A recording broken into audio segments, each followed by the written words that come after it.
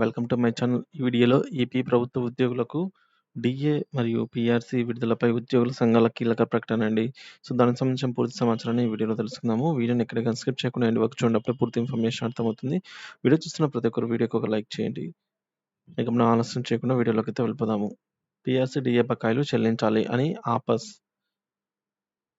రాష్ట్రంలోని 2,00,000 మంది contributory pension scheme ఉద్యోగులకు పీఆర్సీ, డీఏ బకాయిలను విడుదల చేయాలి అని ఆంధ్రప్రదేశ్ ఉపాధ్యాయ సంఘం ఆపస్ అధ్యక్షుడు ఎస్. బాలాజీ ఓ ప్రకటన ద్వారా ప్రభుత్వాన్ని అయితే డిమాండ్ చేశారు. సాధారణంగా ఉద్యోగులందరికీ పీఆర్సీ, డీఏ బకాయిలు వారి పీఎఫ్ ఖాతాల్లో జమవుతాయని, కానీ సీపీఎస్ ఉద్యోగులకు మాత్రం 10% వారి ప్రాన్ అకౌంట్లో, మిగిలిన 90% వారి వ్యక్తిగత బ్యాంక్ ఖాతాలో జమ చేస్తారని పేర్కొన్నారు. ఇప్పటికీ ఒక్కో ఉద్యోగికి లక్షల్లో చెల్లించాల్సి ఉందని అయితే చెప్పారు. ప్రభుత్వం వెంటనే స్పందించి ఈ బకాయిలను వెంటనే చెల్లించాలని చెప్పేసి మేరకు కోరటం జరిగిందనమాట. సో, దీనికి సంబంధించి ఇక ప్రభుత్వం స్పందించాల్సి అయితే ఉందండి.